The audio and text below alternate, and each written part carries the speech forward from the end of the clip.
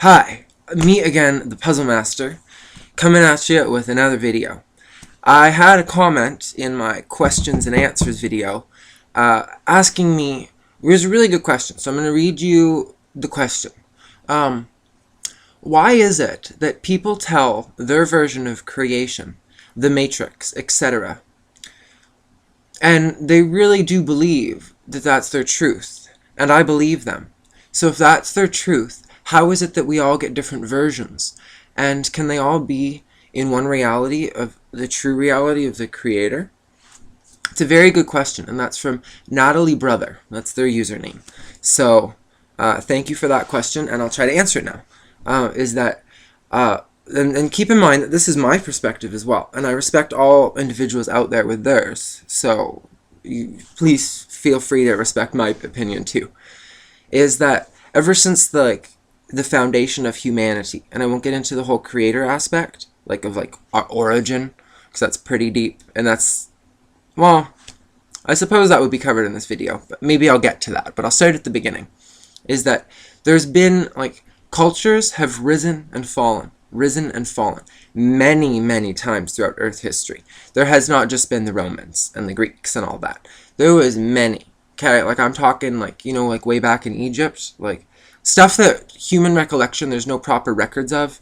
Huge wars. If you've seen Ancient Aliens, you might have seen an episode that talked about radioactive isotope detection, so that they can actually date areas of the world, because there's radiation left over from huge explosions, some of which these explosions are over 1,000 years old, and it's from a nuclear explosion. So there's not very, they're considered world mysteries. If you go to that website, it would be under there. I think it's called Kuyu is the name. I might be pronouncing that wrong, but there's a whole bunch of areas around the world, but that's one that's an ancient city that's radioactive decay is still found there. And yeah, so with these rising and fallings in human society, we only can see a little bit back. Now, for example, with Babel in our Bible, the Tower of Babel, humanity, had reached a point on Earth collectively where we were the Tower of Babel is, I think, a metaphor or an analogy for us trying to reach to the stars, because we were building, a building to reach the heavens. That's what it says in the Bible anyway. So translating that, we can think that, well, maybe we were advancing faster than we were supposed to be at our time. And now, whether or not it was a higher celestial force or gods or ETs or entities, whatever you'd like to coin them, these are just words. And that's another reason how there's a loss in people's understanding, is that some of these advanced beings would be able to telepath, meaning that it goes beyond words to actually what it is. And so arguments and things can be very settled out because you actually will see it from their perspective. And oftentimes words will hide meanings to things, and they can have negative context or positive, and it can be also a spider web, okay?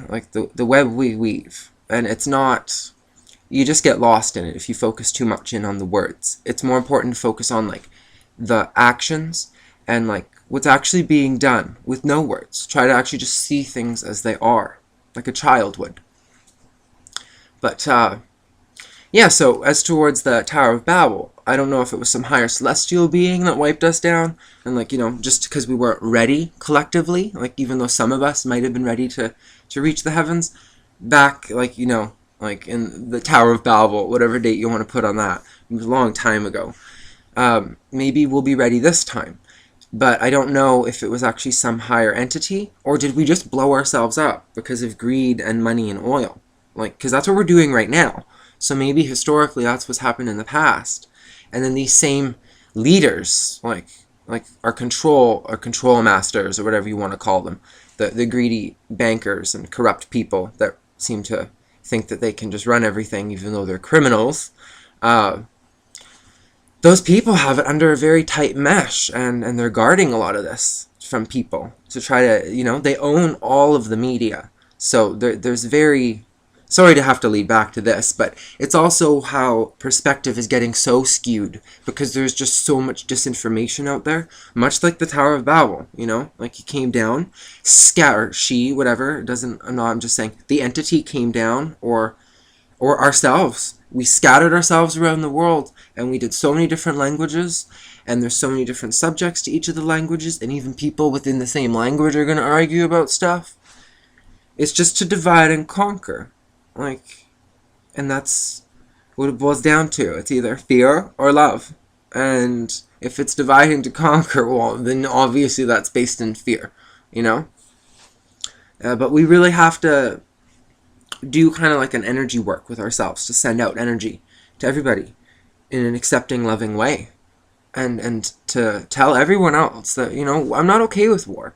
Like, so all this support your troops stuff, that's all part of this propaganda, media brainwashing bullcrap. And I'm not buying it.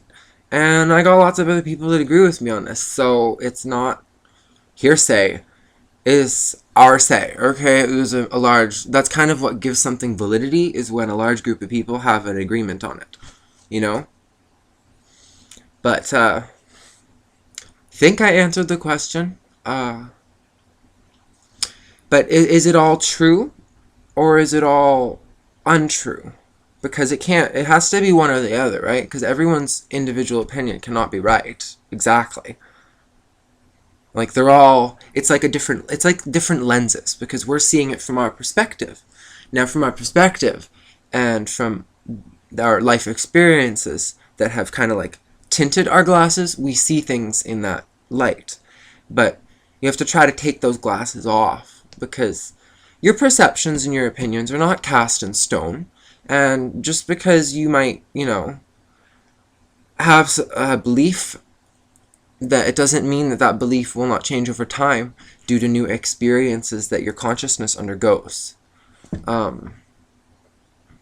hope that this has helped and answered that question. And let me know what you think. Mwah! And thanks for the question, Natalie.